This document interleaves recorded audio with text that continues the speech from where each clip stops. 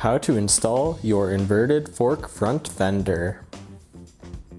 Your fender has two mounting tabs. Remove the protective caps from the ends. If a headlight is installed, remove it using a 5mm Allen key.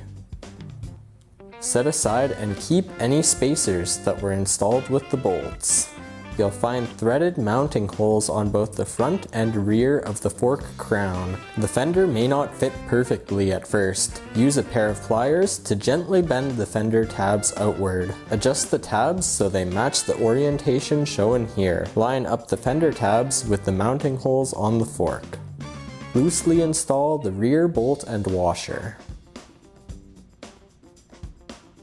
Reinstall the front bolt loosely, along with the headlight, washers, and spacers in their original order.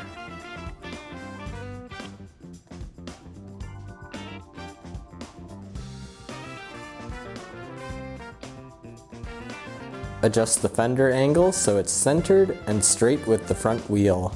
Straighten the headlight and fully tighten both the front and rear bolts using the 5mm Allen key. Your front fender is now installed.